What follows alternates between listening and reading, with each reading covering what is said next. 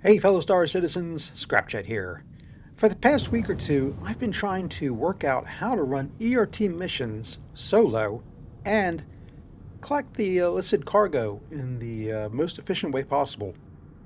After running all sorts of tests, I think I've come up with a near perfect solution that has averaged me around 1.5 to 2 million credits per ERT bounty mission. And that's solo, with an RSI Constellation Taurus and a pilot with middling combat skills. But first, a word from our sponsors. If you're interested in playing Star Citizen, make sure to use the referral code listed here and also in the description. You'll earn additional credits of in-game money when you do. If you're a subscriber, leave a comment with your referral code. We'll randomly choose someone's referral code and promote it in our next video. I also belong to an awesome org and Discord server called Star Citizen Friends and Mentoring. If you're looking for people to talk about Star Citizen with, spend time playing the game, and learning the ins and outs of Star Citizen, then check us out. The link to the Discord server is also in the description. Alright, let's get started.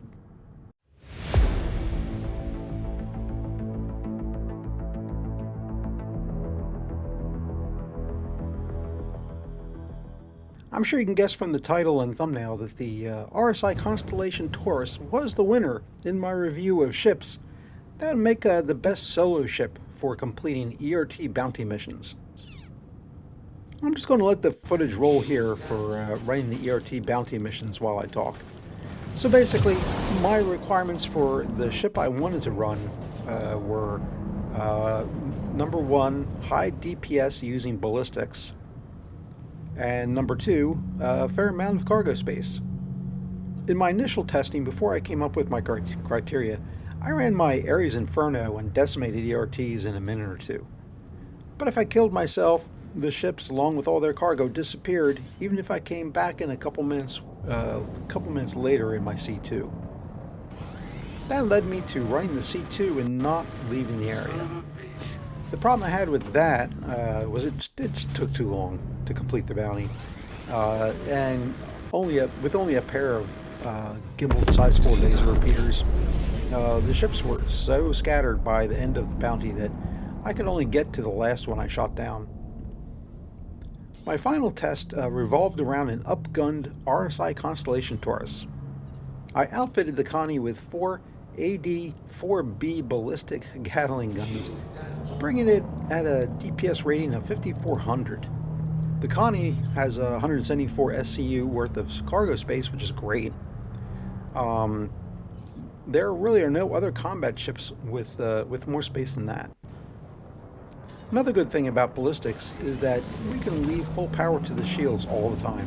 No need to shift power between weapons and shields. I also upgraded the shields to Grade A military as well as the quantum drive to an XL-1. Since I'm running ballistics, I don't really care that much about power plants or coolers, so I left them alone. The XL-1 drive is nice since I know I'll be running between Crusader and Hurston a lot, and that drive will get you anywhere in a hurry. Okay, shameless plug time. If you're interested in making millions of Star Citizen, make sure to give me a like on this video and subscribe. I'm constantly on the lookout for new ways to make lots of money in-game. Alright, something I discovered while finishing off the bounty ships in very short order was to keeping them all bunched up so you had a better chance of finding them all. Also, try keeping your ceiling to around 2 kilometers if you're on a moon. That way, they aren't that far off the ground, so when they hit, they should remain pretty much intact. Most of the time anyway.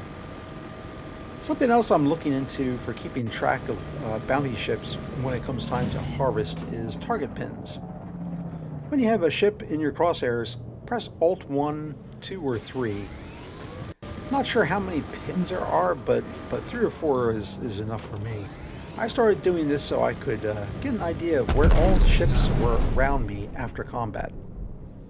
With pins, it's easy to move between the ships and do a scan of each ship. Just press the pin number, like 1, 2, or 3, and then the pin will become active and you'll have a fix on the downed ship.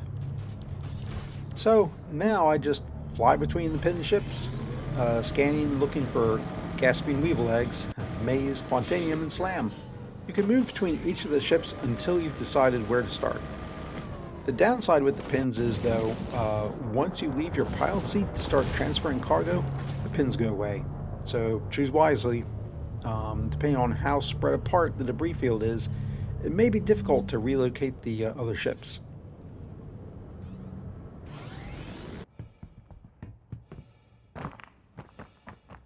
I started with the A2, and it was the mother lode.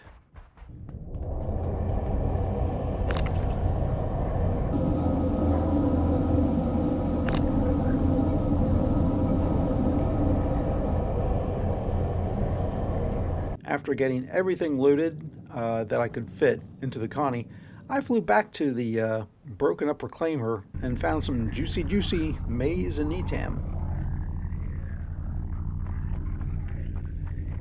I felt good about the haul and headed over to Hurston's Reclamation and Disposal Warmth, basically another scrapyard. If you're not familiar with scrapyards around Hurston, they all have the same layout. Land as close as you can and go find this little building located near the center of the scrapyard. Inside, you'll find a no questions asked terminal where you can sell all sorts of illicit items.